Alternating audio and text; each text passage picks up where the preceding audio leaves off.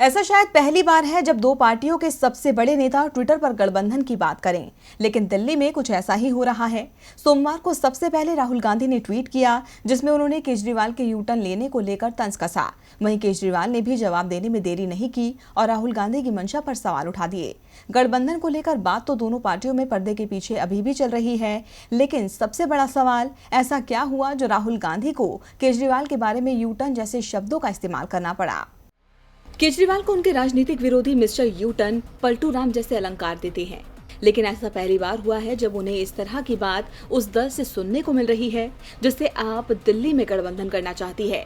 दिल्ली में कांग्रेस और आप के बीच गठबंधन की बात तो इस साल की शुरुआत से ही चल रही है, लेकिन कभी हाँ कभी ना के कारण मामला साफ नहीं हो पा रहा।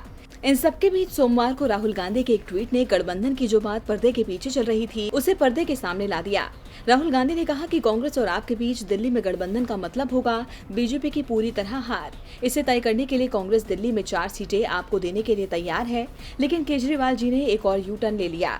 हमारे दरवाजे अब भी खुले हैं, लेकिन वक्त तेजी से खत्म हो रहा है। राहुल ने हैशटैग भी लगाया, अब आपकी बारी, यानी राहुल ने गेंद सीधे आपके पाले में डाल दी।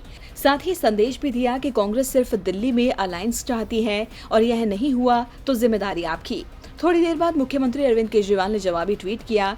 उन्होंने राहुल से पूछा कि कौन सा यू टर्न, अभी तो बातचीत चल रही थी। आपका ट्वीट दिखाता है कि गठबंधन आपकी इच्छा नहीं मात्र दिखावा है। इसके बाद दोनों पार्टियों के बीच बयानबाजी शुरू हो गई। हम आपको बताते हैं कि राहुल गांधी ने केजरीवाल पर यू टर्न का तंज क्यों कसा। कांग्रेस और आपके सूत्रों से जो खबरें मिल रही हैं वो बताती हैं कि दोनों ही दलों के बीच गठबंधन को लेकर काफी समय से बातचीत चल रही थी। जनवरी में आपने कांग्रेस के साथ गठबंधन करने की इच्छा चंद्रबाबू नायडू और शरद पवार के जरिए राहुल गांधी तक पहुंचाई। आपकी ओर से 3-3-1 का फॉर्मूला भी रखा गया, जिसमें दोनों ही दलों के 3-3 और एक सीट पर कॉमन उम्मीदवार उतारे जाने की बात कही गई थी। शुरुआत में कांग्रेस की ओर से ठंडी प्रतिक्रिया रही, लेकिन बाद में कांग्रेस ने संकेत दिए कि वो इस फॉर्मूले को मानने को तैयार है। लेकिन इस बीच एक नया फॉर्मूला सामने आ गया।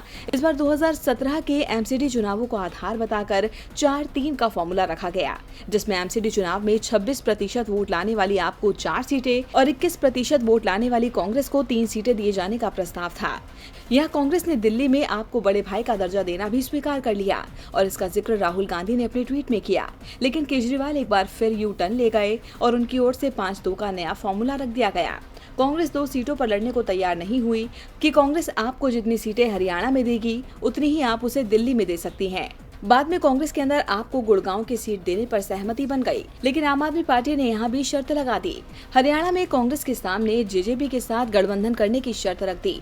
केजरीवाल के बार बार नए फॉर्मूले पेश किए जाने और पुराने फॉर्मूले से पीछे हटने को लेकर ही राहुल गांधी ने उन पर यू टर्न लेने का तंज कसा है। डीबी लाइव की रिपोर्ट।